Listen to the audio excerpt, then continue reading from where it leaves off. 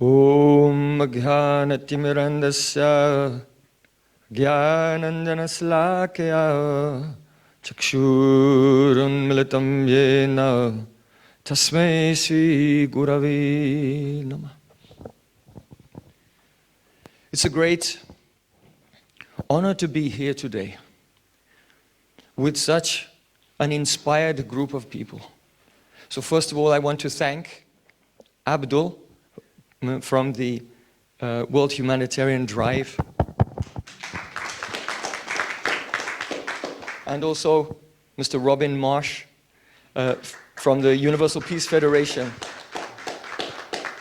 for bringing us all together to participate in this vision for a better future. What is this vision? It's a vision in which commerce, culture, and spirituality collaborate together for the upliftment of the entire human race. Now, I have no experience whatsoever in commerce and investment. I apologize. My entire life since leaving college, I spent in a monastery in India studying Sanskrit and meditating, and then after that traveling around the world and giving lectures on the Vedic philosophy. But just last week I came from Bolivia, and there in Bolivia I gave a lecture at the University of Military Engineering. And there the soldier, his name was Colonel Jose Costas, and he was the director of research and development at that university. And he was telling me that he was part of a peacekeeping mission in Sudan, in Africa, and at that time he was working with soldiers from India. And he said in those exchanges with the soldiers from India, they were saying, well, we believe in the Bhagavad Gita, in the teaching of Krishna, that sometimes force is necessary to protect the good people. It's necessary to protect the good people. And then he told me that in Bolivia, they have just recently added to their constitution that their military cannot be engaged in any international interventions, but their military is only for keeping peace within their own nation. So if every nation of the world would add to their constitution that they cannot be engaged in international intervention, then what would happen? It would be much more peaceful than it is now, that's for sure. So these are some nuts and bolts, but today I want to make a contribution. I'm seeing that everyone has a very important piece of the jigsaw here, and I want to add, if you'll allow me, my piece, which is somewhat of a meta vision of all the various points. And that is that you can have commerce and you can have culture, but without spirituality, a civilization cannot have enduring peace. And there's an important real reason for that.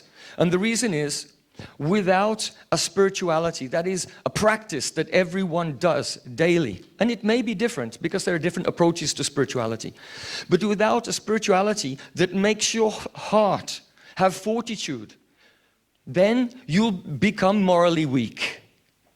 And when the nation becomes morally weak, then they become corrupt, and there's a disintegration of civilization due to a rise of mistrust and intolerance. So commerce, essential. Culture, essential. But spirituality, also essential. It is the foundation. Without that, everything else will gradually disintegrate. So now when I say spirituality, for many persons, that's an extremely vague term. So I think we can sum it up in one word, and that is teleology. Teleology means that everything has a purpose. And so life, humanity, has a purpose. Human life is a journey. And the vehicle for that journey is education. And along that journey, the first city we come to is peace. And the next city we come to is happiness. Without peace, no one can be happy. And the final destination, where the teleology, the purpose of our life is leading us, is, would anyone like to hazard a guess? Love for God. If one has love for God, then one can love every single part of His creation. So the Sanskrit Vedas of India say, Swastiastu Visvasra Kala Prasidatam. May everyone's life be auspicious and happy, and may the wicked people also be happy. No spirit of vengeance at all. They should somehow find a way in which we should find a way in which they can be reformed. Now, spirituality is often considered by many persons to be a very vague word. And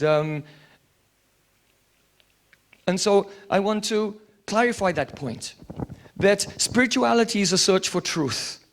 So truth is not a fantasy, and truth is not unreal. Truth is also not a plural. Truth is truth. There's no Hindu truth, Buddhist truth, Islamic truth, Christian truth. All are searching to discover the same truth. So we stand at a point in history which is has unprecedented opportunities because of the advancement in communication for dialogue between people from different backgrounds.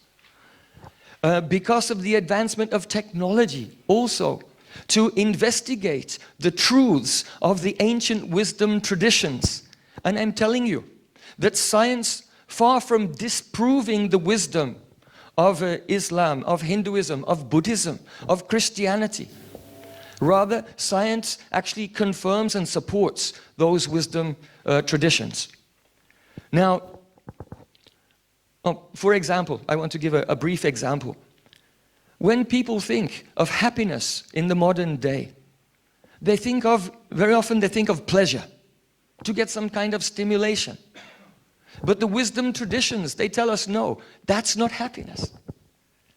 The happiness that you feel just by tasting things, trying to enjoy things, whether it's drugs or alcohol or any type of, now people are very involved in, millions of people are making so much money from violent and pornographic media as well. So people are looking for happiness through pleasure. But pleasure doesn't give happiness. And all the wisdom traditions have said this. In the Bhagavad Gita, it is said, Yehi samsparshadar bhoga dukkha yaunaya evate adyantavanta kontaya nateshu ramate buddha. That the happiness derived from physical pleasures is actually the cause of suffering. Such pleasures have a beginning and an end, and they lead into a cycle of addiction and cause one's happiness to slowly go down. And therefore, a wise person never indulges in such activities. So all the religions make this point. And now science has shown that when one is experiencing the physical stimulation, it causes a flow of neurotransmitters in the reward system of the brain. And the more the brain is stimulated by the physical pleasure, then the receptors within the reward system actually close down. And therefore, biologically, it is scientifically proven that the more you try to enjoy the worldly physical, the more your capacity to feel happiness is diminished and diminished. So my question is this: where in the schools and the colleges, in the universities, is this point being taught? Everyone is being taught to chase after some happiness in the form of pleasure through the collecting more and more wealth and so on. But what the wisdom traditions say has been confirmed by science. And this type of education, the spiritual education for the upliftment of the people is essential. Those words were spoken by Krishna in the Bhagavad Gita. There's a graphic from there. So what I'm saying is that in this modern age, where persons with spiritual experiences from many parts of the world can communicate, can come together, can discuss, we need to be working upon the formulation of a universal spiritual science. Because science is the search for truth. It should not be a confusing thing. So, this is not a new project. In the medieval times, and our Imam will confirm this fact, in the medieval times there was the golden age of Islam, and great academics like Averroes, they studied deeply philosophy, and they were supporting their own religious beliefs philosophically and scientifically by going through the logic and natural science of Aristotle. Is it correct? Yes. Also in the Jewish tradition, Maimonides in that period was also studying the works of Aristotle, and Aquinas also. And what they all have in common is teleology, that life is purposeful. Whereas the modern materialistic worldview is that everything is made of atoms, everything is made of particles which have no purpose. They're moving about randomly. And that idea, mechanistic view of the world, developed in the so-called Enlightenment. And since that time, the studies of the classical world and the study of the science of teleology, purposefulness, has been, by and large, very much lost. Is that correct? Yes? So, Aquinas, all these, in Judaism, in Islam, in Christianity, they were looking towards Aristotle. The ancient Greeks, their formal logic was preceded in India by the logic of Gautam in 500 BC. And of course, his philosophy was based on the Vedanta.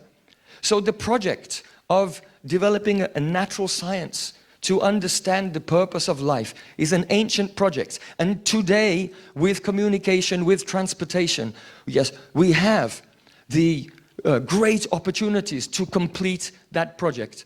So, universal spiritual science, even though there are many different religions, and they disagree on certain fine points, but they all have certain things in common. First of all, the immateriality of consciousness, the soul.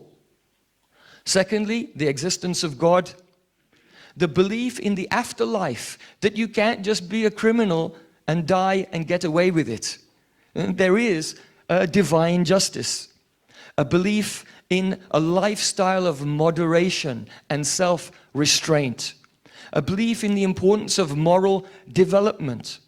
The importance of family values, humility, compassion and devotion to God. So amongst the various religions, there's much more that unites us together. There's much more that separates us all from the materialistic worldview. So now I'm coming to my conclusion, and that is, what can you do? You are involved in commerce and investment around the world. And as our friend, the Imam, has mentioned, that all religions have the idea that it's a responsibility of every human being to do tithing, to give, in some religions, 10%, he mentioned 2.5%, in some religions, 10% of the profits for the common good of humanity. But it shouldn't be squandered. It should be utilized in a way that's very effective. And I consider one of the most effective ways is education. That there's spiritual education, to go beyond the materialistic and mechanistic education, to revive the classical perspectives of life, which were very dear to Aristotle, to Averroes, to Maimonides, to Thomas Aquinas, to Vyasadeva, to rehabilitate the prestige of the classical worldview, which imbues everyone with a life which is full of meaning. So education is extremely important. Another thing is very important. You can see that the media today is promoting hedonism. It's promoting immorality everywhere. So what can we do? Censorship is not an option. Yeah, censorship is not an option, but investing in family-friendly media, investing in media which nourishes society instead of breaking society apart. We can see, perhaps you know this famous book, The God Delusion. You see that the media promoted the God delusion everywhere. And then after that, many very intellectual, academic refutations of each point of this book were printed, but they had less than 5% of the media coverage than the atheistic, materialistic point of view.